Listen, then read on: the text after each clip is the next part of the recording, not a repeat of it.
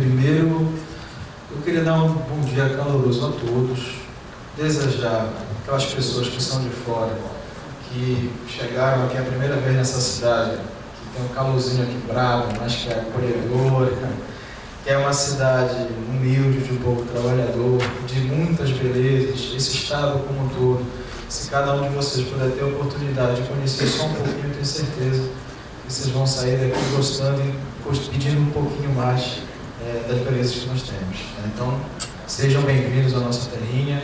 Eu queria agradecer, em nome do DIEESE, o convite que foi feito para a gente. Para nós é uma honra estar participando dessa discussão com vocês, uma honra maior ainda estar abrindo um seminário de formação sindical de vocês, né? A gente sabe que tem uma conjuntura diferenciada. Eu prometo a vocês que não vou falar em economia aqui. A gente já está cansado, todo dia é Jornal Nacional, é analista, não sei o que mais tem, a gente tratando desses temas. Mas a proposta, pessoal, é fazer uma conversa, olhar um pouco dos cenários que a gente está vivendo. Aqui a gente tem um público bem seleto, eu diria, porque nós temos várias pessoas, vários pensamentos, diversas funções. Então, a gente tem condições até de extrair. Achei interessantíssima a proposta do presidente da produção do documento, porque a partir do pensamento de vocês e dessa rica conversa que vocês vão ter nesses 2 dias, com certeza a gente vai ter um documento conciso e vai mostrar para a gente o seguinte, que a agenda posta para o movimento sindical ela é uma agenda completamente abrangente, diferenciada e que cada vez precisa pensar mais no social. A gente, durante muito tempo, brigou por pautas em mesas selecionadas, brigamos, claro, por nossas categorias, não podemos fazer diferente, mas existe um chamamento da sociedade no sentido de que cada vez mais eu, movimento sindical, me identifique com as pautas sociais. É a saúde, é a educação, é a mobilidade, é uma série de temas que agora não são mais só da sociedade, também fazem parte, devem fazer da construção do movimento sindical. Então, parabéns à Confederação, ao presidente, pelas palavras iniciais, por estar fazendo esse momento aqui. É nessa linha de conversa que a gente vai. Eu vou pedir licença para vocês para não ficar em pé, porque tem algumas informações que eu vou ficar passando ali. Licença. Eu sou meio inquieto também, mas vou ficar andando um pouquinho. Para quem não conhece o DIEESE é o Departamento Intersindical de Estatística e Estudos Socioeconômicos. Nós fomos criados pelo movimento sindical há cerca de 60 anos. Temos aqui, a nível de Pará, cerca de 30 anos de escritório.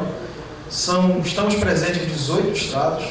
Temos 3 linhas de atuação básicas, que é assessoria, pesquisa e educação. Mas na prática, se você abrir essas linhas de atuação, a gente vai perceber que a gente discute desde a mesa de negociação do índice de salário até as grandes questões nacionais, como a gente está acompanhando agora, junto com as centrais, junto com as confederações, é trabalho doméstico, é terceirização, é salário mínimo. Então, a gente tem todo esse acúmulo de conversa, produzimos conhecimento, a gente tem a pesquisa de emprego e desemprego, é a única instituição de trabalhadores, talvez, do mundo que tem uma pesquisa própria nesse sentido, né? A gente está ampliando, inclusive, essas informações. A gente também tem trabalho na área de informações sociais, cesta básica, análise de dados, enfim. O nosso portfólio de serviços é bastante extenso, graças, inclusive, à demanda do movimento sindical. Então, pessoal, falando um pouquinho disso, a tecnologia aqui. Parceiro, você vai passando aí para mim? É mais fácil. Bom, a ideia é a gente conversar um pouco de conjuntura econômica. Está proposto aqui para vocês conjuntura econômica e política. Agora, do ponto de vista do trabalho do DIEESE, nós somos técnicos, né? O arcabouço político, eu vou deixar mais à vontade para as conclusões de vocês, companheiros, e para os demais que vão fazer uma apresentação. É claro que a parte técnica que eu vou abordar vai ter algumas considerações políticas, né? Mas eu não posso firmar a posição, até porque na minha direção aqui eu tenho 8 centrais sindicais, eu tenho vários sindicatos filiados, e cada um pensa de um jeito, e cada um tem uma linha de atuação. Mas a gente vai tratar de crise mundial, essa crise e os seus impactos na economia brasileira. A gente vai falar um pouquinho da inflação, a inflação do tomate, para quem lembra, né? Tinha um tempo atrás que quem conseguia comprar 1 quilo de tomate era porque tinha dinheiro em bolso.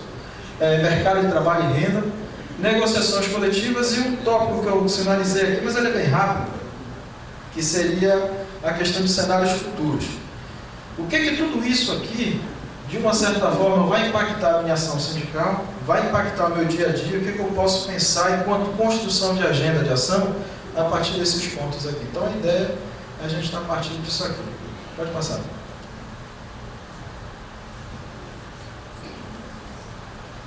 Eu vou começar com uma boa notícia, pelo menos nos últimos tempos, né?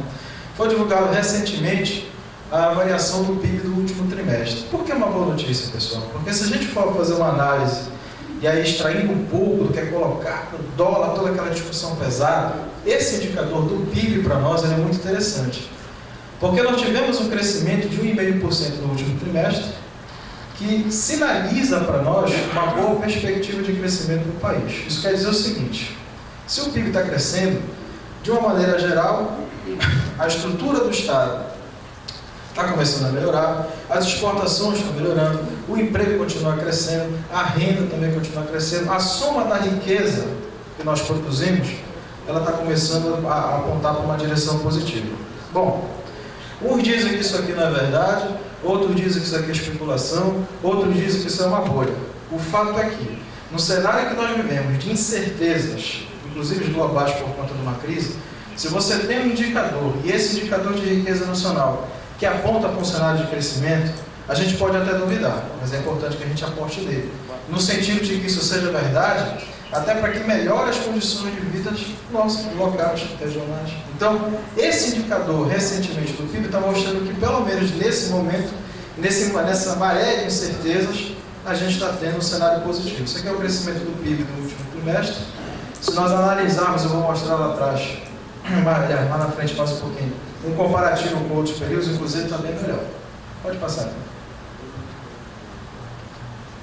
Bom, tem uma crise mundial colocada, como eu coloquei para vocês, pode passar, que é uma crise que ela tem de ser de longa duração, ela é continuidade de algo que vem acontecendo desde 2008, atualmente ela afeta fortemente as finanças dos estados. Agora o Brasil tem capacidade para enfrentar a crise no curto prazo, uns diziam médio prazo, outros diziam longo prazo. O fato é que o Brasil apostou nisso daí, né? A gente teve alguns indicativos para poder fugir dessa crise. A grande aposta, inclusive, foi o mercado consumidor. O nosso mercado consumidor interno, ele é muito importante para a gente poder fazer e prover e dinamizar a economia.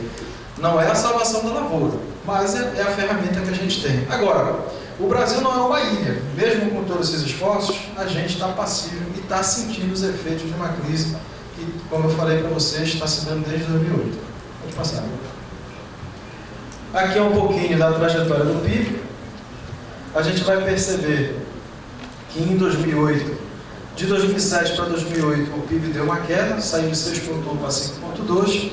Em 2009, nós tivemos uma sinalização negativa desse percentual, porque a crise foi muito forte. Em 2010, nós tivemos um esforço gigantesco do ponto de vista dos incentivos, do crédito, né? As pessoas partiram para consumo, uma série de ações foram tomadas para que a gente pudesse avançar, né?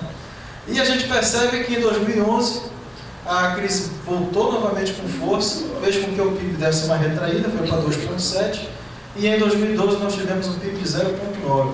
E olha, digo a vocês, esse 0,9 frente a um cenário internacional, Estados Unidos, Grécia, Espanha, Portugal e tantos outros países aí, nós nos saímos muito bem. Automaticamente eu não tenho as mesmas condições de vida que o europeu. Mas do ponto de vista do crescimento econômico, nós avançamos inclusive à frente deles. E aí naquela composição do PIB de 2012, é só para mostrar para vocês que essa discussão do PIB é tão interessante que aquela pizza ali mostra que o consumo das famílias, 62% dele foi o responsável por essa demanda do PIB.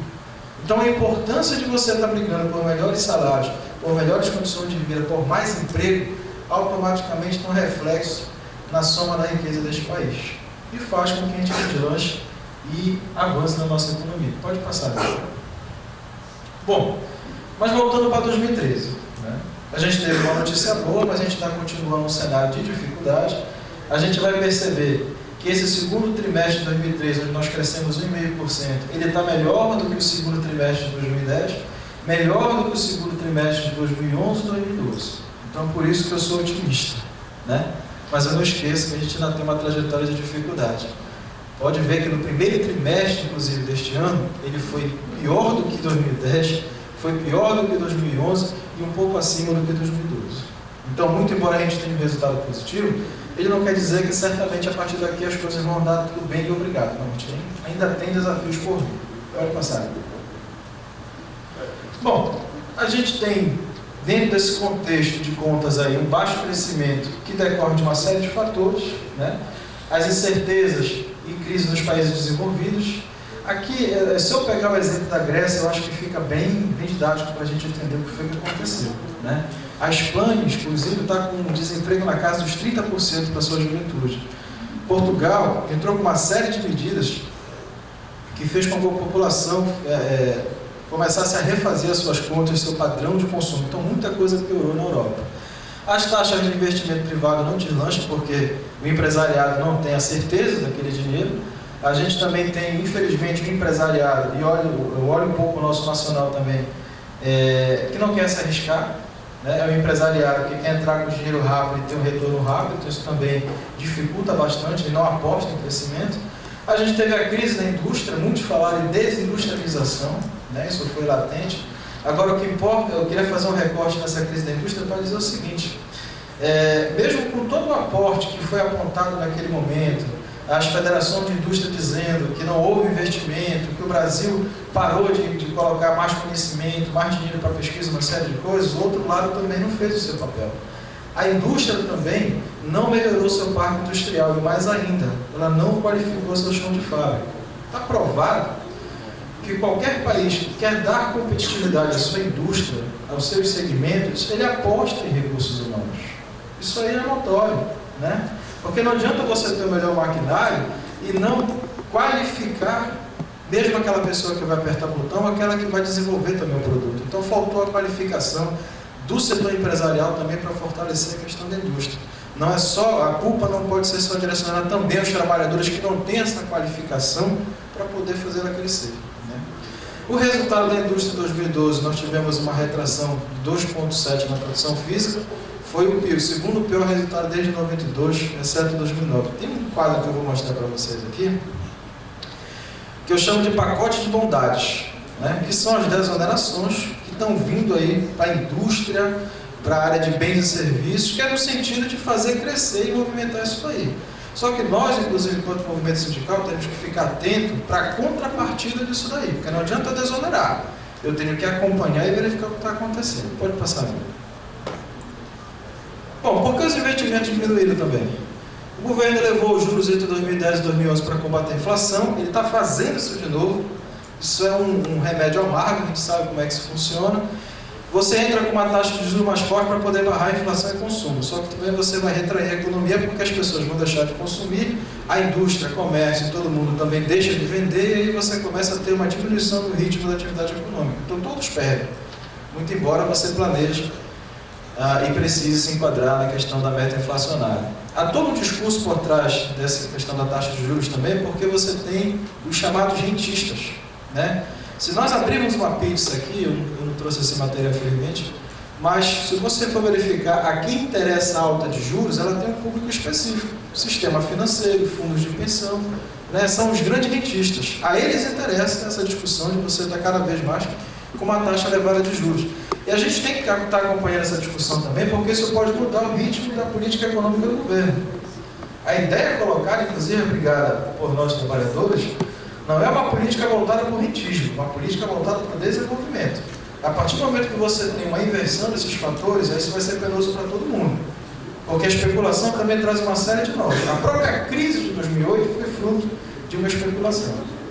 Mesmo assim, a gente tivemos um baixo crescimento econômico em 2011, incertezas geradas pela crise mundial, certamente. O cenário macroeconômico para 2012 ficou muito mais difícil. A gente sabe do início do ano como foi difícil, as projeções, é só lembrar, a ideia era que a gente estivesse chegando no final de 2013 com o PIB na casa dos 4%, hoje se fala em 2,5%. Então, o cenário realmente ficou incerto e volátil, e olha que com todo um manejo, todas umas ações sendo feitas para poder fomentar a economia, Agora a gente tem boa notícia. A boa notícia é que o investimento voltou a crescer no último trimestre, como eu falei para vocês, e tem um debate aqui se esse investimento é sustentável. O que é isso? Turma, tem economistas aqui, acredito. Né? Deve ter companheiros aqui. Então eu posso até apanhar se eu estiver falando besteira aqui. Há uma tese que se você usa ou direciona toda a economia só para consumo, você certamente um dia vai ter que esse sistema ele vai se esgotar e você vai trazer de volta fatalmente lá na frente a inflação e uma série de outras penosidades. Agora a pergunta é o seguinte: se você também não aposta em consumo, se você também não fomenta esse tipo de ação, como é que você vai fazer frente então a uma crise que está colocada aí fora, que está afetando todo mundo, que você não tem uma fórmula certa para poder fazer ou ter uma saída? Então, infelizmente, essa questão, se esse investimento, se todas essas ações projetadas é sustentável, é uma boa pergunta. Agora, se não tem essa, qual a outra? Essa é a pergunta. Porque dentro da crise também a gente tem algumas perguntas. Foi falado durante muito tempo, olha, Estado, não se meta nas ações do mercado, não entre na área privada. Aí foi a área privada e quebrou. Aí o Estado foi lá e socorreu. Agora a pergunta que se faz é o seguinte: quem é que vai socorrer o Estado? Essa é a pergunta. E a gente está tendo um pouco dessa resposta, porque quem está socorrendo o Estado somos nós, de uma certa maneira. Porque toda e qualquer ação, desoneração, qualquer outra coisa que se faça, automaticamente alguém vai ter que pagar essa conta. Lá atrás, a gente andava com uma plaquinha para dizer: olha, nós somos contra o FMI, que caia o banqueiro, vamos acabar com essa turma. Quando acirrou a crise em 2009, a gente estava rezando um pouquinho para essa turma não quebrar, porque se essa turma quebrasse, a gente ia para o buraco junto. Estou fazendo uma brincadeira aqui, pessoal, mas é um pouco do que aconteceu, que a gente está verificando. Pode passar, amigo. Bom, atualmente, então o que a gente tem com tudo isso também? A gente tem um baixo crescimento econômico e desoneração tributária feita aí nesse período, impactando as receitas da União, Estado, municípios e fundos públicos. Nós tivemos aqui, foi ontem, não, anteontem, a realização da Jornada Nacional de Debate do Setor Público, promovido pelo DIES em conjunto com as centrais sindicais. A gente discutiu muito isso, porque o que acontece? Para você sentar e negociar com os estados, governo federal e prefeitura, você também tem que estar de olho na receita desses governantes. E se você começa a ter essas desonerações, você também lá na frente vai ter uma queda dos repasses institucionais, FPE, FPM, e aí isso dificulta as mesas de negociação. Isso também é um cenário que a gente está encontrando nesse ano. E automaticamente também, não poderia deixar de estar falando aqui, em junho, houve toda uma pressão da sociedade por mais e melhores serviços públicos. Isso, inclusive, é um marco. Eu diria até que é um alerta para nós, enquanto movimento sindical, enquanto cidadão mesmo, para repensar o nosso interesse por política, o nosso interesse por ações, o nosso interesse por saber o que está acontecendo no país. E essa foi um pouco da demanda do mês de junho. O mês de junho ele discutiu, começou com o transporte, mas hoje a gente está falando de transporte, está falando de saúde, está falando de uma série de coisas, né? Nós tivemos uma mobilização nacional no dia 11, aqui em Belém nós fizemos essa mobilização, fizemos uma carta com mais de 50 itens, apontando para transporte, mobilidade, tudo aquilo que aflige a sociedade. Entregamos ao senhor governador e ao prefeito de Belém, e nesse exato momento as centrais sindicais junto com o DIES estão sentando e conversando através de comissões de trabalho com o governo e prefeitura, para verificar se daqueles pontos que nós indicamos há condições de nós termos avanço da resposta da sociedade. A gente sabe que boa parte desses pontos talvez a gente não tenha resposta, mas é uma oportunidade interessantíssima para nós podermos estar olhando o que está acontecendo, verificando quais são os espaços de debate para estar conversando e, se não existem, criarmos. Porque aí já vai entrar a questão do controle social, que é algo que nós temos que nos apropriar cada vez mais, né?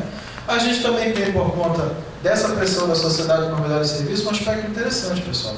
O mercado de trabalho cresceu, a renda cresceu, mais pessoas tiveram acesso a transporte, a saúde, a lazer, a uma série de bens e serviços que tempos atrás você não tinha. Aquela estrutura que você tinha de transporte e saúde, estou pegando esses dois pontos aqui, para servir essas pessoas já era insuficiente. Então, se tu tens uma crescente dessas pessoas que passam a demandar mais por saúde e transporte, você vai estourar aquele serviço que já não era bom.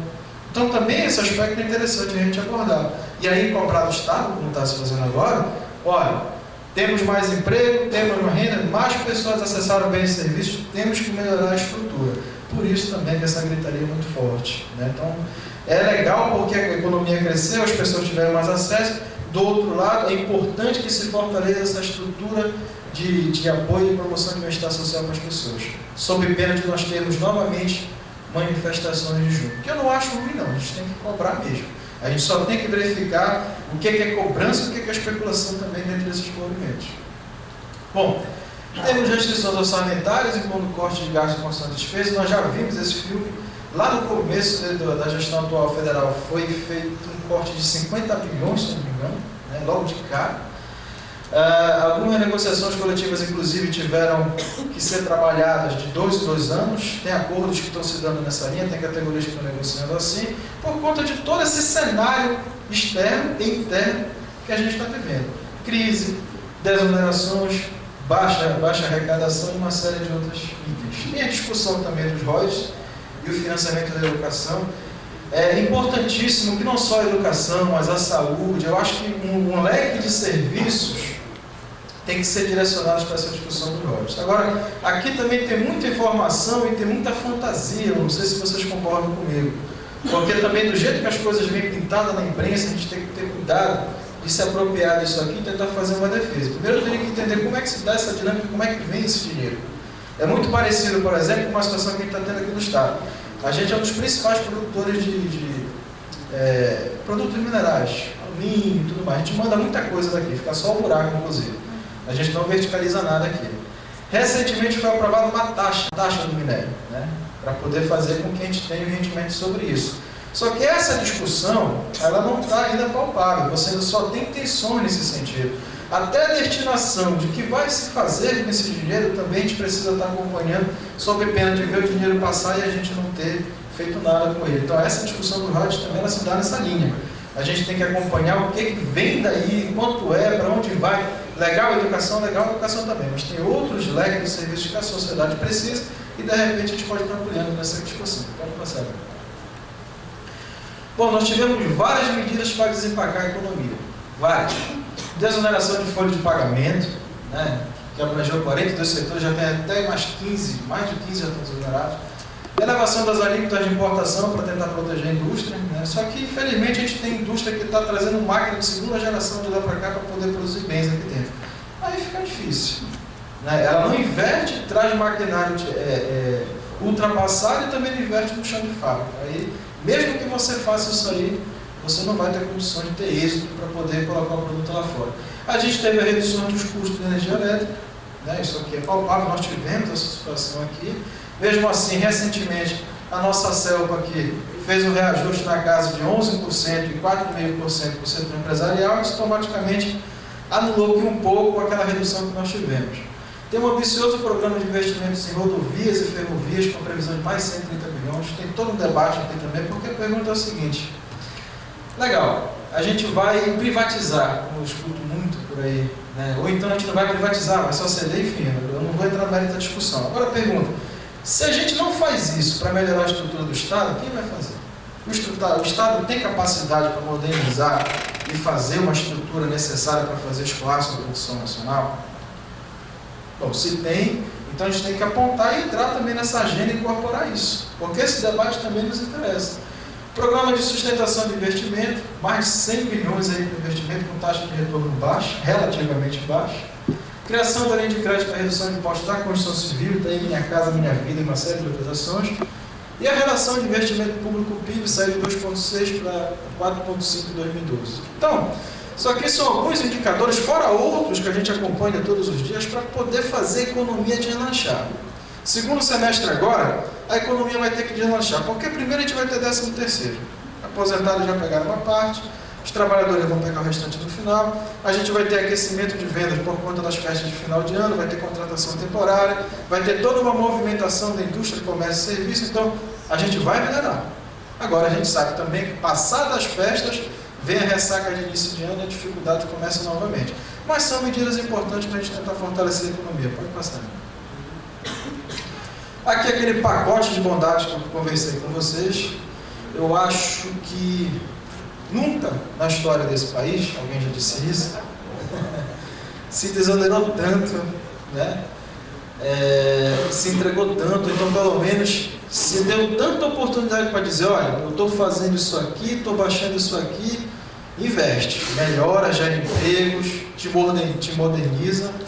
Em 2012, nós tivemos de desoneração 44,5 bi. Em 2013, a previsão é de 70 bi. Em 2014, 88,2 bilhões os companheiros e companheiras em desoneração. Tá? Aqui está listado para vocês, eu vou deixar esse material para vocês usarem com calma, o que cada item desse tem PIS, COFINS, folha de pagamento, banda larga, cesta básica, tem uma série de coisas aqui que nós temos que nos apropriar da discussão. Porque, amigos, a gente tem que ter contrapartida nisso aqui. Se o cara está deixando de recolher o encargo de folha de pagamento, ou se a gente está visualizando uma desoneração de cesta básica, ou um acesso melhor à banda larga, ou outros impactos aqui, que a ideia é o seguinte: se eu estou te dando, desonerando o teu produto, reduzindo o teu custo, tu tens que devolver isso para a sociedade com um produto melhor, mais barato, né, e de fácil acesso. O que a gente está vendo? Tem uma série de desonerações promovidas, que a indústria pode até estar respondendo ou demais setores, mas a gente não está tendo esse retorno. Ou pelo menos a comida não chegou de forma mais barata, a nossa internet ainda é ruim, a gente ainda tem outras situações ali que quem produz, vende e comercializa, está se apropriando de uma situação que poderia estar revertindo para a gente em melhorias. Então por que a gente tem que se apropriar dessa discussão? O que me interessa essa desoneração? Porque isso tem que ter um retorno para nós, seja do ponto de vista do mercado de trabalho, seja do ponto de vista social. Esse quadrinho vai ficar com vocês para a reflexão. Pode passar, amigo. Inflação. Antes de entrar na inflação, você lembra da inflação do tomate? Eu me lembro que teve um caso, cara, inflação do tomate. O cara roubou 2 caixas de tomate. Roubou 2 caixas de tomate. Eu não tenho Facebook, mas teve um colega meu que disse que no Facebook lá, teve uma colega que postou assim um prato cheio de tomate e disse: hoje eu vou dormir rica, comi tomate, não sei o quê. Fez uma brincadeira nesse sentido, por quê?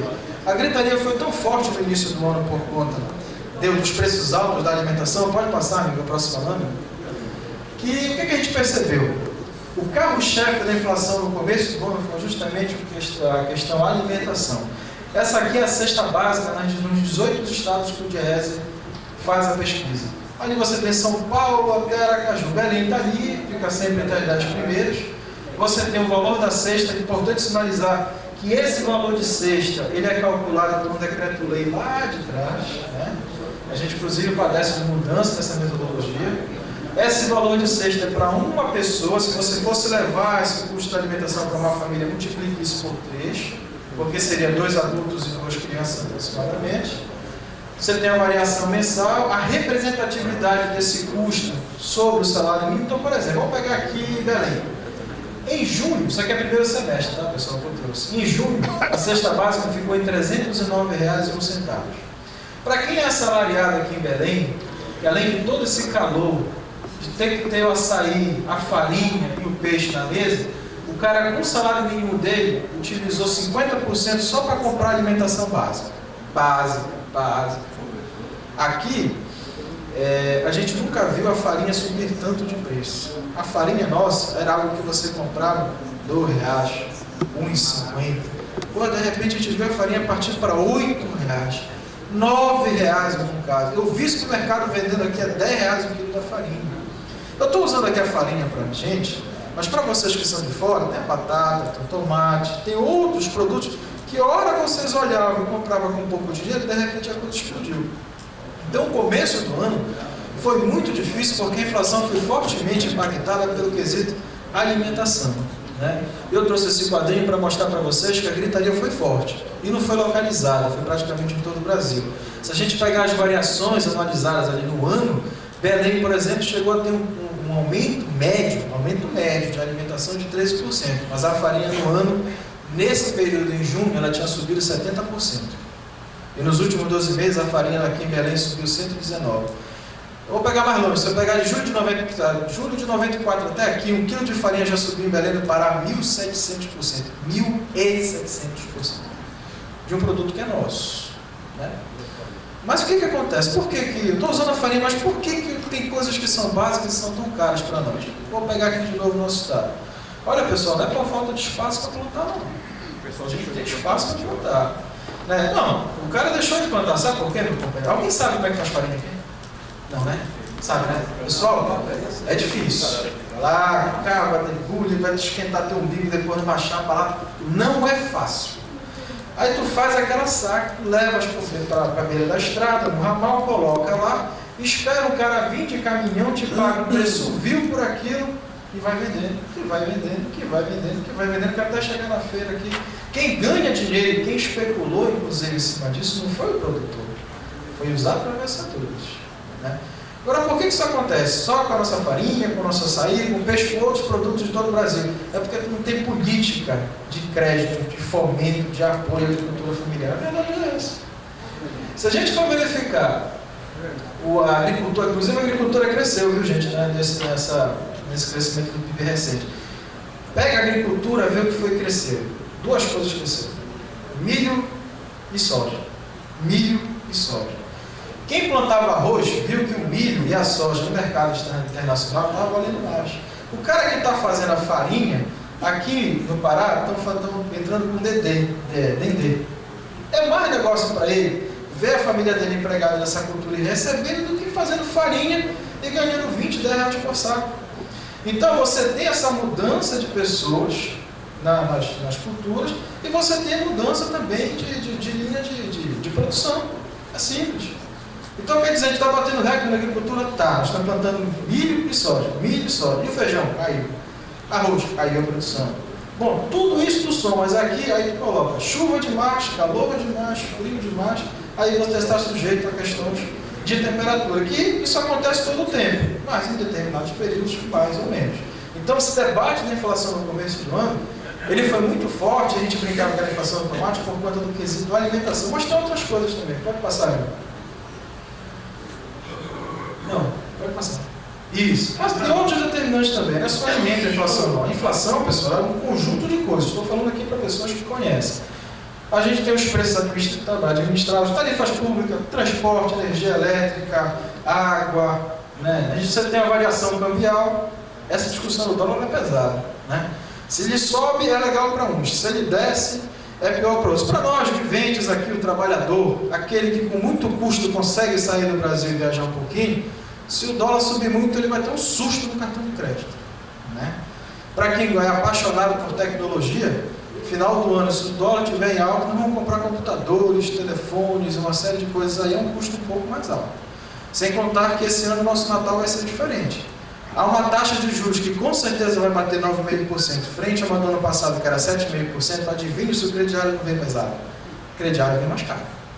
Né? Vem mais caro. Então, isso também influencia. Tem questões sazonais, despesas pessoais, cigarro para quem ainda fuma, larga esse vício que isso mata, emprego doméstico, né?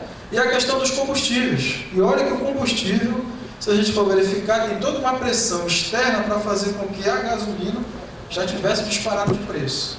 Eu não vou me aprofundar muito nesse detalhe, mas dizem que a nossa gasolina ainda faz. Mas tem um tributo em cargo muito forte, é verdade. Só que a Petrobras, ela é uma empresa internacional. Ela tem que defender e dar lucro. E do ponto de vista do que está acontecendo lá fora, ela já tinha que ter reajustado há muito tempo aqui esse produto. Agora, se ela também subir, é um tiro no pé do governo, porque ele vai estourar a meta inflacionária. E aí tem aço, commodities, enfim. O que eu quero dizer é que não é só a inflação, a alimentação. A alimentação ela teve uma coisa muito forte. Agora, o que eu fiquei chateado que eu não trouxe aqui, porque eu queria lembrar vocês é o seguinte: em algum momento desses aí da televisão, algum economista lá, ou alguém lá, disse o seguinte, que essa inflação também estava se dando porque nós tivemos reajustes salariais altos. Os salários no Brasil estavam muito caros. O empregado brasileiro é muito caro. Deveras, algumas coisas você até que tem que levar em consideração. Mas tem uma desoneração ali, pô, está baixando isso. Agora, dizer que salário de trabalhador contribui para a inflação, pelo contrário, se não fosse mercado consumidor, que somos nós, a gente não tinha saído da crise. E outra coisa, a gente espera 12 meses, um ano, aí nesse um ano aqui, subiu a tua escola, subiu o teu aluguel, subiu a tua alimentação, subiu tudo, para te poder chegar na mesa de negociação e negociar um índice médio, que não responde àquilo que nós tivemos a título de reajuste. Então, Se uma discussão vier para a gente que salário causa inflação, meus amigos, batem, podem bater porque não tem o menor cabimento. Pelo contrário, nós é que movimentamos a economia via crescimento de salários. Pode passar. Aqui um pouquinho da evolução do IPCA, só para mostrar para vocês. Se a gente for pegar os índices mês a mês, pessoal, não foi nesse ano que nós batemos o recorde de estouro da inflação mensal. É só olhar com calma ali. Janeiro, fevereiro, março, abril, botei os outros aqui embaixo para complementar. Não foi só esse ano que a gente estourou a inflação, não. Tivemos outros anos que aconteceu a mesma coisa. Mas a gritaria foi muito forte, né? Agora por quê? Bom, a gente sabe que tem uma série de questões envolvidas e para muita gente interessa que você faça um debate pesado de inflação mais alta ou menor. Eu não vou entrar nesse mérito aqui, mas eu quero dizer para vocês é que essa questão da inflação, ela não é estrondosa e a gritaria não é tão forte somente agora. A gente também teve outros momentos onde essa inflação também foi mais forte. Pode passar. Aqui é um pouco do INPC e do IPCA, a trajetória dele, a gente vai verificar que é uma trajetória que não é singular, né? Aliás, que é singular, ela é bem diferente, ela vai de uma ponta a outra, você tem as metas ali. Isso vai acontecer, pessoal, isso vai acontecer. A inflação desse mês, talvez, alguns dizem que ela vai ficar próximo de zero. Talvez próximo de zero, eu não sei, mas ela vai ter uma elevação, ela vai ter. A ideia é que a gente vai ver esse conjunto inflacionário e se aproximar da meta até o final do ano. Isso vai acontecer. Só essa taxa de juros que está entrando pesadíssima, aí ela vai frear consumo, não tem jeito. Ela vai frear uma série de coisas, e essa meta inflacionária certamente vai ser batida. Agora o remédio é amargo, porque também vai frear crescimento. Pode passar. Bom, um pouquinho de mercado de trabalho, eu vou correr um pouquinho mais agora, pode passar. Já tem tempo? Tá, então vamos lá. Bom, por que mercado de trabalho, pessoal? Bom, a gente falou de PIB, falou de crise econômica, falou de inflação, uma série de coisas aqui que se linkam, se vocês prestarem bem atenção. E o mercado de trabalho é uma delas, pessoal. Se o PIB vai bem, que é um indicador de riqueza, quer dizer que a gente está gerando pós-trabalho, né? Que a economia está andando. E aqui é uma trajetória desde 2012 até 2012, para mostrar como é que está essa movimentação dos pós-trabalhos. A gente está numa crescente, mesmo com todos os efeitos de crise que a gente possa ter. O saldo entre admitidos e desligados, de 2013 até o mês de julho, que é o mês mais recente, a gente já está chegando a casa de 1 milhão de pós-trabalho gerados. Só que a gente tem algumas dificuldades ainda que eu queria sinalizar para vocês aqui. Infelizmente, nem tudo é rosa. O mercado de trabalho está crescendo? Está crescendo. Nunca tanta gente entrou? Nunca tanta gente entrou. A gente tem algumas considerações. Pode passar. O que acontece? A gente tem um crescimento muito forte dos empregos, só que a gente também percebe uma coisa muito sacana. Cada vez mais você admite pessoas por um salário menor e desliga pessoas. Aliás, você admite pessoas por salário menor e desliga pessoas por salário maior. Vamos pegar na média aqui. Isso aqui são setores econômicos, extrativo mineral, indústria, serviço, construção civil, isso vai embora. Aqui no total, aqui embaixo. Entre admitidos e desligados, em 2009, eu admiti uma pessoa por R$ 907 na média. Mas eu desliguei uma pessoa por R$ 1.023. Né? É legal. Em 2012, crescemos a renda. Fomos lá, brigamos por salário, mais emprego, admiti o cidadão por R$ 1.006. Mas eu desliguei o outro companheiro por R$ 1.079 em média. Isso aqui, a proporção e essa diferença vai ser maior dependendo do segmento do setor que você possa ter. Então o que acontece? Infelizmente, pode passar, esse quadrinho vai ficar com vocês, pessoal. Na média, em 2013, cerca de 94% é o salário da pessoa que eu estou substituindo. É isso que está acontecendo. Estamos crescendo emprego, estamos crescendo os setores econômicos, estamos melhorando um pouco o nosso perfil de renda, agora em compensação. Aquele cara que brigou tanto para ter um salário bom, tirei ele e botei um outro para ganhar um pouco menos. Pessoal, uma planilha de custo, tem contador aqui? Tem? Uma planilha de custo que eu vou dizer para vocês aqui, é verdade. Quando o comércio, quando o supermercado, quando o cara vai formar o seu preço, ele faz inclusive a conta da admissão e da demissão. Está embutido naquele sabonete, naquele pacote de leite, a rotatividade do setor, pessoal. Então, é caro dispensar um empregado? Não é caro dispensar um empregado. Tem um material que está disponível no Diese que mostra, aliás, isso, está no site do Diese, se não tiver, vocês podem me cobrar. cerca de 70 pessoas, 70% das pessoas que foram desligadas no ano passado em todo o Brasil tinham até 2 anos de casa. 2 anos de casa. 2 anos de casa. Isso quer dizer o seguinte, a velocidade de admissão e demissão ela é muito forte, mas o tempo que as pessoas passam trabalhando ele é muito curto. Muito curto. Como é que em 2 anos eu posso pensar numa qualificação, eu posso pensar em me dedicar ao estudo, a procurar uma melhora se eu tenho para um tempo curto de vida da minha empresa? E o pior, a porta de entrada, por exemplo, de muito jovem é o comércio. A gente sabe que o comércio, determinado lugar, ele paga mal, é um trabalho cansativo, você tem uma série de mazelas lá dentro, uma série de pressão, uma série de coisas. E, além do salário ser ruim e as condições de trabalho também, o jovem que está entrando, tendo a oportunidade de contribuir, ele vai passar 2 anos lá só. Se passar 2 anos. Porque às vezes o cara aguenta pede demissão, então a empresa vai e coloca o cara por debaixo da porta, manda embora e traz outro. Tem outro dado também interessante. Eu tenho que ter mestrado, eu tenho que ser universitário, eu tenho que ter a melhor escolaridade. Se eu for abrir um mapa para vocês, de quem está entrando e quem está saindo, a escolaridade é a mesma. Seja o cara que é ensino superior, seja o cara que tem o mestrado, seja o cara que tem o ensino médio completo, a mesma velocidade que ele entra, ele sai. Então, meus amigos, não é só a escolaridade que faz com que eu garanta o meu posto de trabalho. Isso aí é uma falácia. Mas ele é qualificado, ele foi lá, se qualificou, pagou um curso do Sistema S da vida lá de R$800 e tem a garantia de emprego. Não tem. Não tem. Né? Porque existe uma dinâmica por trás disso aí, dependendo do setor econômico, que é admitir cada vez mais pessoas qualificadas, desligar aqueles que em tese não são qualificados e rebaixar salário. A ideia basicamente é essa. Infelizmente, em muitos setores. Então a gente tem que brigar e também fazer frente a essa situação para que a gente possa crescer o mercado de trabalho, crescer a renda, mas não dessa forma desigual. Pode passar, amigo. Pode passar. Aqui é o dado do emprego mesmo, carteira de trabalho assinada. Em todo o Brasil, aqui os setores econômicos, nós admitimos 21 milhões de brasileiros em 2012, mas nós mandamos quanto para a rua? 20 milhões. Ou seja, 1.364.000 foi o saldo positivo entre quem está empurrando a porta do emprego e quem está saindo. Então, a rotatividade, a flutuação desses postos de trabalho ela é muito forte, a velocidade de entrada e saída é horrível. O setor de serviços é o que ultimamente vem puxando a geração de postos de trabalho em todo o Brasil. O setor de serviços, gente, ele é muito amplo. Você tem dentro dele a educação, a saúde, o ramo financeiro, você tem uma série de serviços aportados ali, mas que tem um grande desafio também.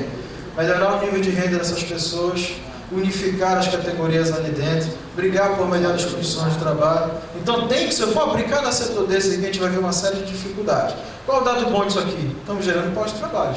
Qual o dado ruim? A velocidade dessa movimentação de emprego é muito forte. E qual o outro dado negativo também? A gente está desligando pessoas para admitir outras com salário rebaixado. Então, a gente tem que ficar de olho, às vezes não quer colocar, tá legal, tá crescendo, mas tem algumas mazelas que a gente precisa também se contrapor. Pode passar, amigo. Aqui, se não me engano, é um gráfico, só para ilustrar o saldo, dizendo para vocês que dentro dos setores econômicos nossos, certamente a construção civil, o comércio, o serviço e a indústria são os setores que movimentam a nossa mão de obra a nível nacional. Um ou outro estado pode ter mais construção civil do que comércio, serviço, por aí vai. Mas esses 3 setores aqui, seja inclusive de carteira de trabalho assinado, seja na informalidade, ou seja como autônomo.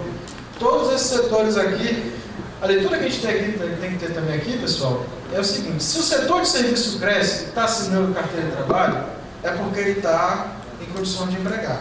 Seja por carteira de trabalho, seja por serviço autônomo também.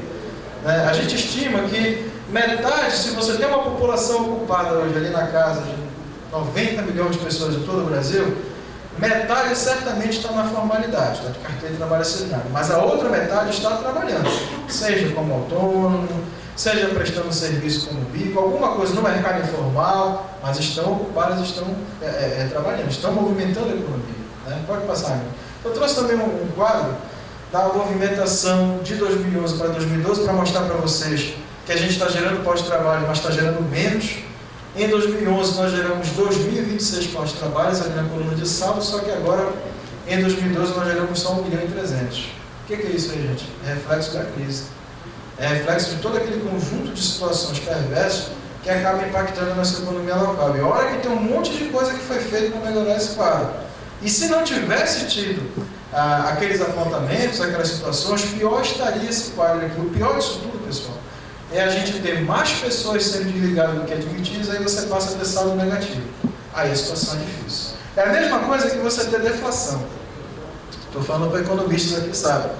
Você tem deflação, você não tem consumo, está tudo parado, está horrível.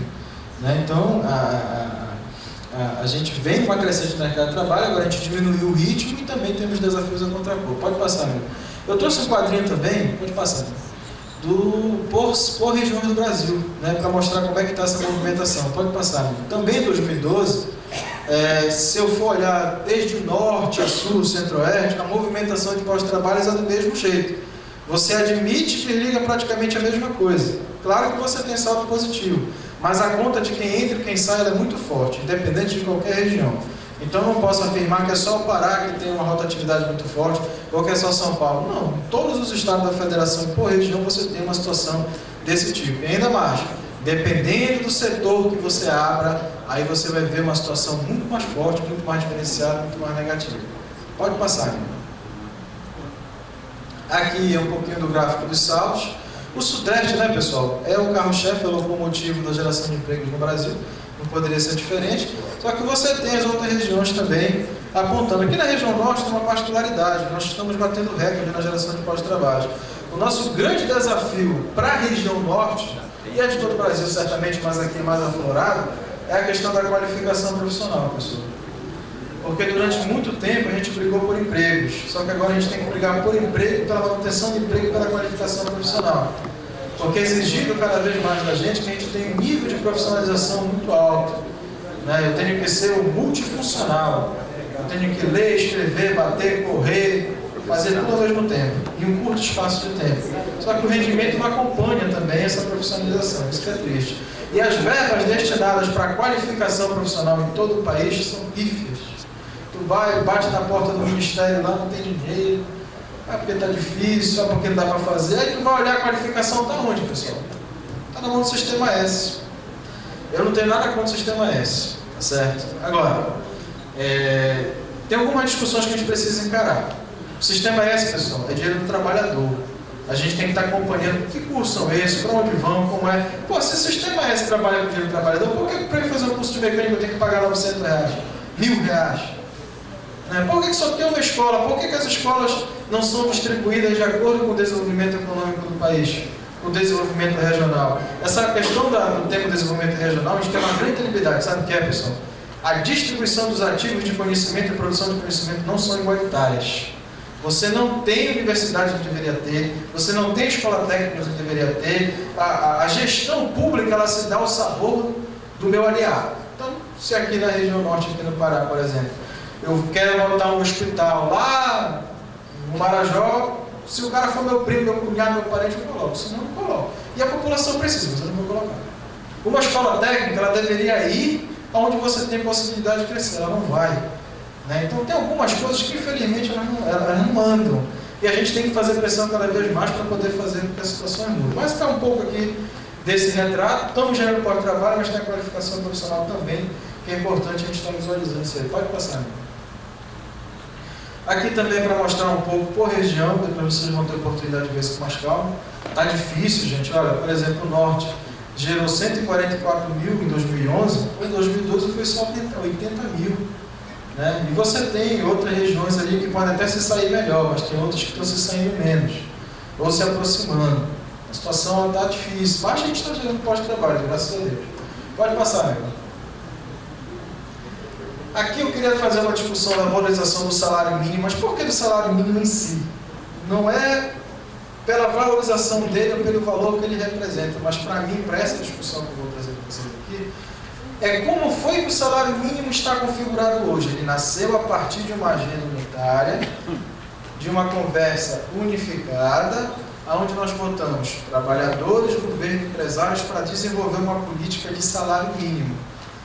E hoje se cresce. Pelo PIB de 2 anos atrás, mais a inflação. É o principal instrumento de distribuição de renda deste país. É pouco? É pouco. R$ 678 mal compra a cesta básica. Pelo Diese deveria ser R$ 2.700. Mas o que é interessante nessa discussão do mínimo? É que ele deixou de ser peça política. Ele deixou de ser algo que alguém subia lá no 1º de maio e dizia: eu quero $100 por salário mínimo. Eu estou pleiteando não sei o que, eu saía de bom. E a gente ia para a rua dizendo que o salário mínimo é horrível e tudo mais, fazendo todos aqueles atos que nós fazíamos. Então fazemos. E ainda brigamos por um salário mínimo melhor. Mas hoje, pode passar, né? Ele tem uma política, né? E nenhum outro salário teve o crescimento que ele teve. 70% foi o crescimento real do salário mínimo até aqui. E por que ele é importante para a gente? Por exemplo, para quem discute mesa de negociação, tem 2 indicadores que são fundamentais. Um é a inflação e o outro é salário mínimo. Por que salário mínimo? Porque se esse piso aqui cada vez mais se aproxima ou se encosta do piso que eu instituí para a minha categoria, para mim é um desafio elevado. Então ele é um farol para mim. Mas, de novo, por que nós discutimos uma política de valorização do salário mínimo, conseguimos instituir uma discussão e participamos disso? Porque isso unificou e foi lá e brigou por uma agenda única. Então, o que acontece? Eu posso fazer isso com a saúde? Posso fazer com a educação? É um desafio, pessoal. Se eu trabalhar, enquanto movimento sindical, uma agenda que desenvolve e pensa uma política como nós pensamos para salário mínimo, para a saúde, para a educação, para o transporte, a gente tem condições de avançar. Nós fizemos isso com o principal rendimento no país, por que a gente não pode fazer outras áreas? Então, esse corte do salário mínimo que eu queria trazer para vocês era esse, dessa discussão. Quando a gente vai discutir, por exemplo, PLR, em vez de a gente discutir a PLR só para algumas categorias do ponto de vista da isenção, vamos discutir para o conjunto de trabalhadores, porque isso interessa a todos e a gente ganha aliado nessa discussão. Quando nós fizemos a discussão atrás da redução de carga horária, onde a CETRA e a sindicato estavam debatendo o tema, hoje, se a gente tivesse fechado o pacto que foi feito lá atrás, a carga horária estaria em 41,5, a gente reduzia meia hora todo ano. Não conseguimos fechar, não tivemos consenso. Por quê? Porque não houve solidariedade na pauta.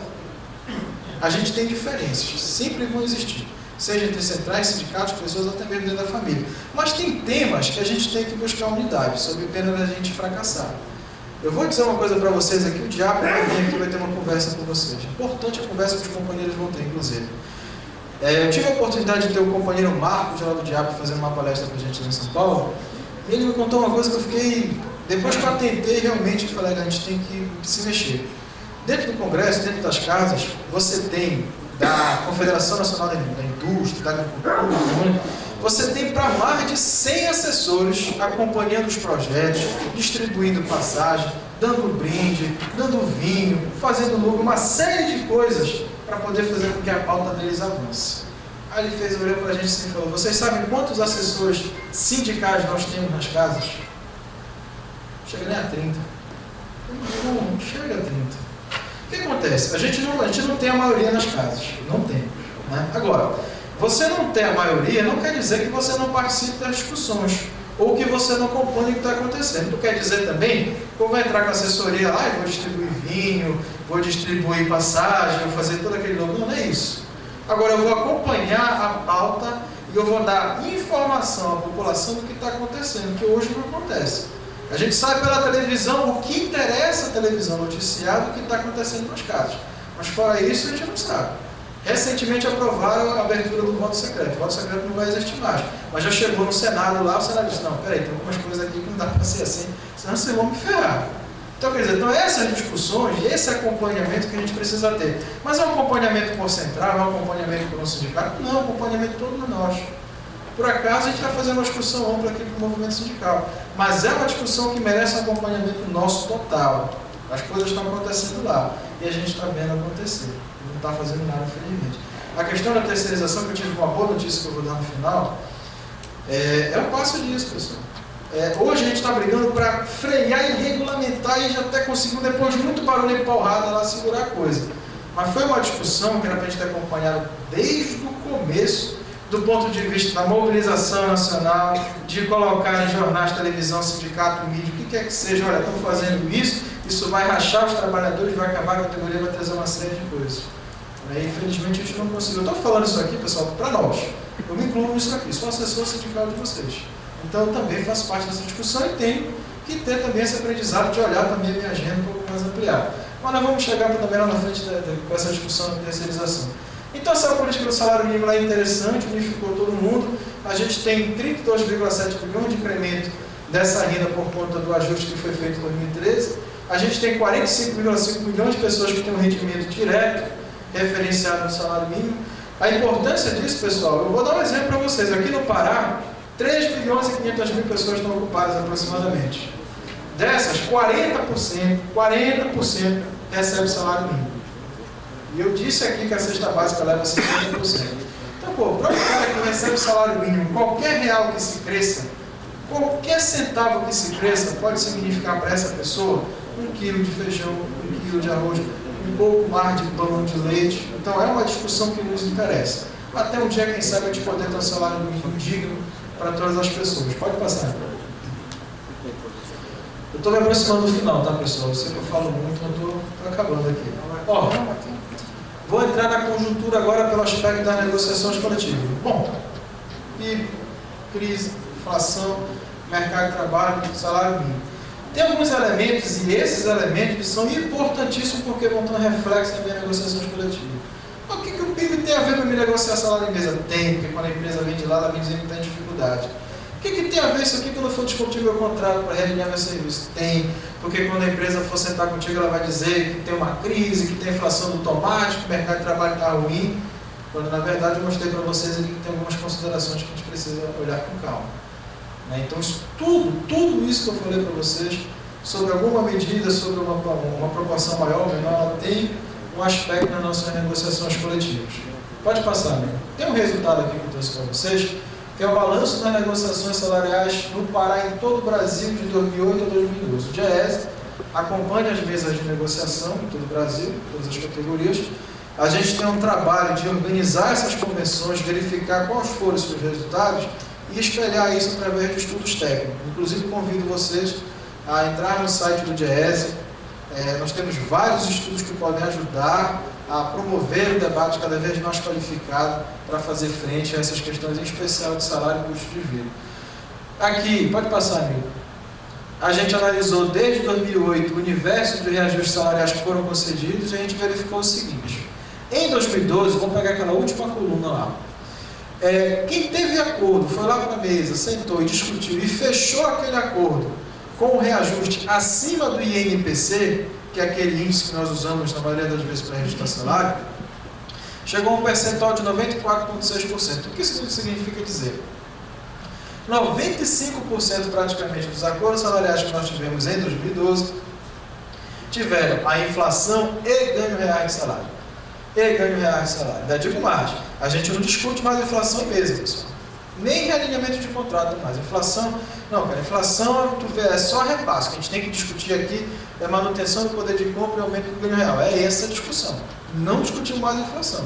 Tá? Se alguém vier com esse discurso em mesa, a gente pode quebrar. Bom, 94%, cerca de 95% fecharam as suas negociações salariais com ganho real. Como foi esse ganho real? Aí nós temos aquelas faixas ali, pessoal. Olha só.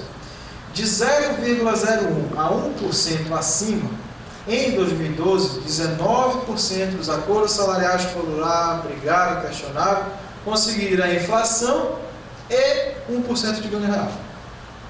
Tá? De 1 a 2%, 34% do que foi fechado de acordos salariais em 2012 conseguiu a inflação e mais 2%. Vamos contextualizar isso. Se eu estou com uma inflação dos últimos 12 meses na casa de 6,5%, se eu fiquei nessa faixa aqui de 2%, eu consegui 6,5 mais 2, aí passei de 8. Né? Teve companheiros que fecharam acordos salariais de 2 a 3% de ganho real, isso representou 28% dos acordos salariais em todo o país. E nós tivemos companheiros que conseguiram mais de 5%.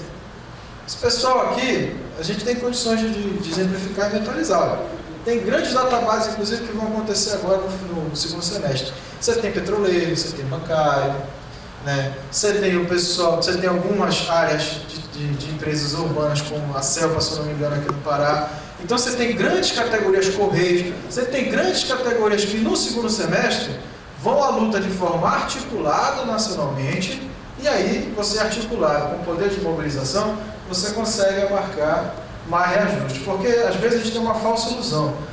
Não é o advogado ou economista do DIEESE sentado na mesa junto comigo que vai me garantir sucesso na negociação. Né? A minha mobilização, a minha articulação e a minha estratégia que vão garantir ter efeito sobre esses R$1.000 aqui. Esse que é o diferencial. Eu estou com a categoria para poder me apoiar. Bom, seguindo o quadro, igual ao INPC, em 2012, somente 4% foram lá, não conseguiram avançar, mas pelo menos garantiram a inflação.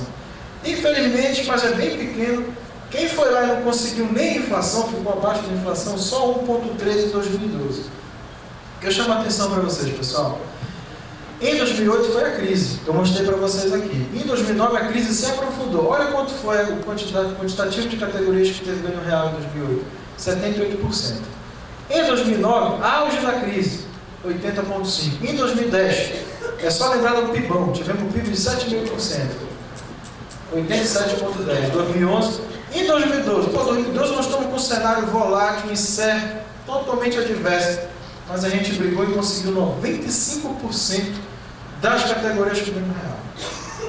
É isso aqui, pessoal, porque eles deram para a gente? Não.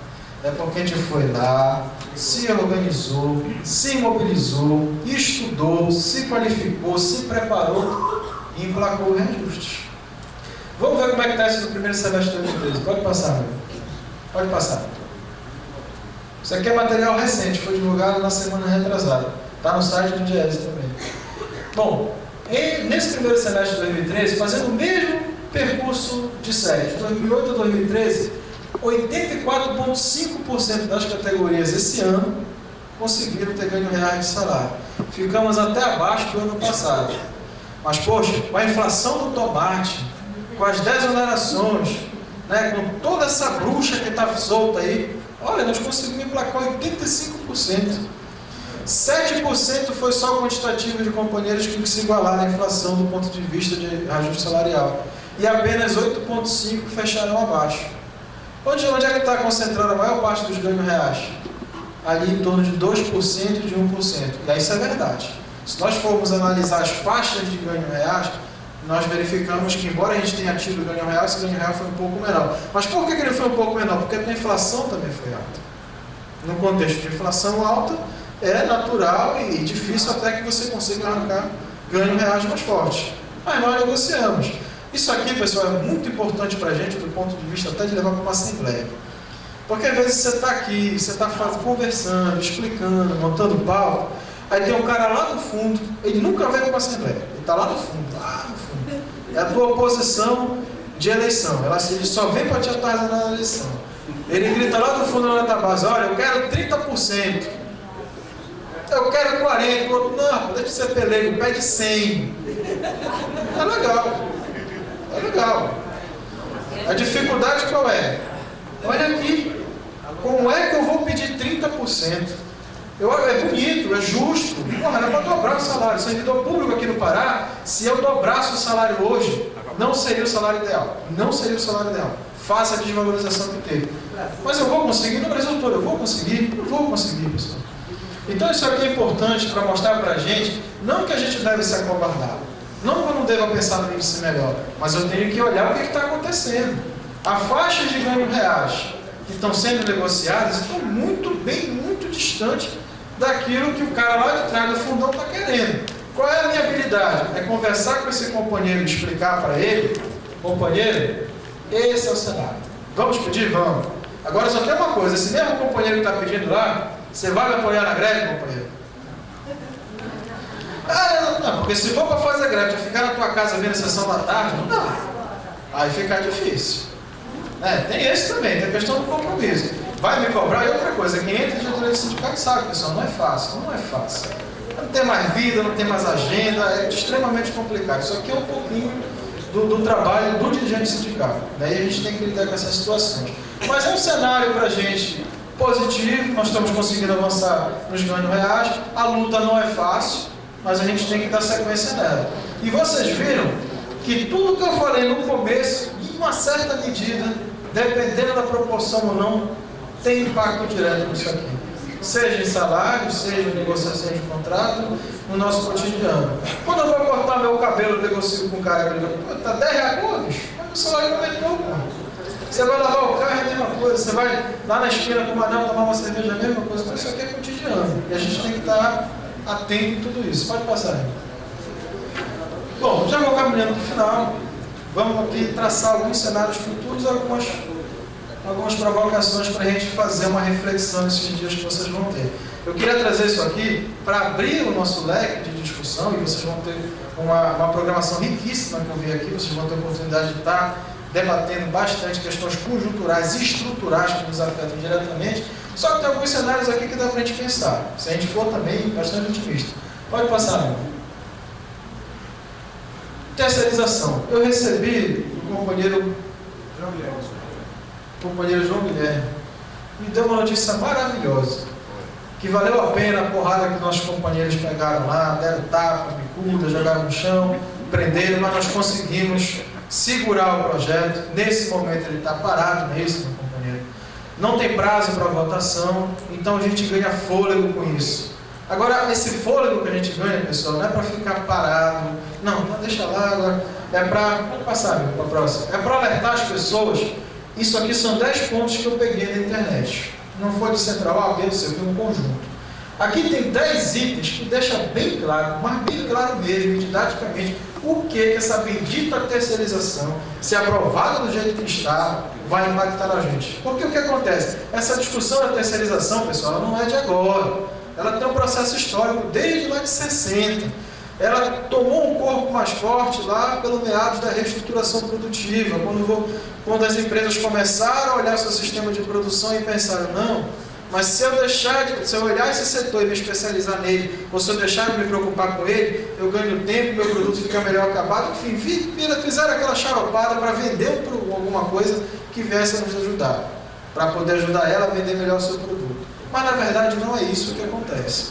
A terceirização ela é danosa, ela dissolve o direito do trabalho, ela torna ilícito o contrato de prestação de serviço terceirizado, ela acaba com a atividade fim da empresa. Vamos agora fazer atividade fim em tudo. Acabou esse negócio. Vou terceirizar tudo, Estado, Prefeitura, área privada, onde for. Ela permite a subcontratação, aí tu vai ter a quarteirização, quinteirização e por aí por diante. Acaba com a responsabilidade solidária. Vou dar um exemplo prático aqui. Sou funcionário de uma instalação de TV a cabo. Entendo isso aqui, a empresa não me pagou, eu vou lá com as caixas aqui, não, procura lá o SL, não sei o que da vida lá que te contratou. Chego lá, não, procura as caixas, o cara fica perdido. Acabou. Ele não tem a quem recorrer. Estimula e possibilita e dá sustentação às cooperativas fajutas, como tem, meus companheiros. Como tem, infelizmente vai ser a oportunidade para poder ter acesso a esse tipo de coisa. Assegura de vez a pejotização, o que é isso? Você, em vez de ser contratado como mecânico, frisador, etc., você será contratado como pessoa jurídica. Você vai lá na prefeitura, abre empresa, emite nota fiscal, só que com isso, o trabalhador, adeus 13º, adeus férias, adeus garantia. Vou dar um exemplo para vocês. O MEI, o Microempreendedor Individual, é um programa muito legal. Muito legal. É a oportunidade que aquele pipoqueiro, aquele sapateiro, aquele prestador de serviço tem de fazer parte de uma previdência social. Afinal de contas, ele está entrando no regime para lá na frente se aposentar com pelo menos um salário mínimo. Agora, tem algumas armadilhas nisso daí. Eu vou ter mecânico nessa situação. Então, uma metalúrgica da vida, ela pode, em vez de contratar o cara pela convenção coletiva, com direito a PLR, médico, uma série de coisas, contrata o cara com serviço prestado. Fecha um contrato com ele de 1.000, 2.000, sei lá o que seja, esquece o resto. Quer coisa mais cômoda e econômica para a empresa do que isso? Então é interessante que essa terceirização passe nesses moldes. Gera fragmentação continuada das empresas. Tem uma empresa, essa empresa se divide em 2, 3, 4, 5, 10 e por aí vai, você não sabe quem é quem mais. Retira do Estado a fiscalização e vigilância, delegando esse papel às empresas contratantes. Isso é grave demais.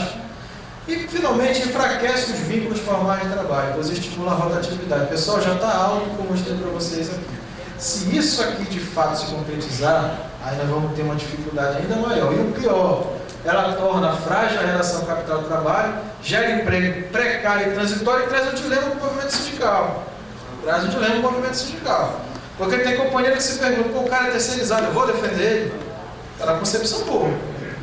Mas como é que fica? O cara vai ganhar um salário diferenciado, né? Ele vai fazer a mesma função e vai receber menos. Então começa a trazer problemas até de base.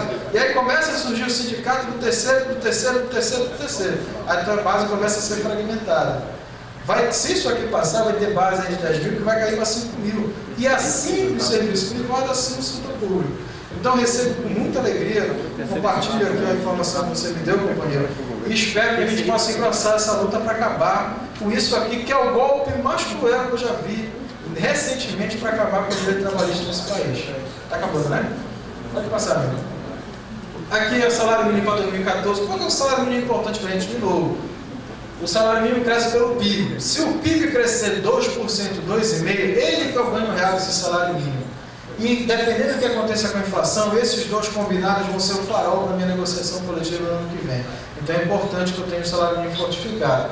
Em 2014 ele vai ter o segundo menor reajuste em 12 anos, olha só, a crise impactando forte. O mínimo é reajustado pelaquela política que eu falei para vocês. Ele vai ter um aumento real de 0,9, que é o PIB de 2012. Em 2011 foi ainda pior, ele subiu só 0,4. A política de valorização, pessoal, ela só vai, até 2015. Só até 2015.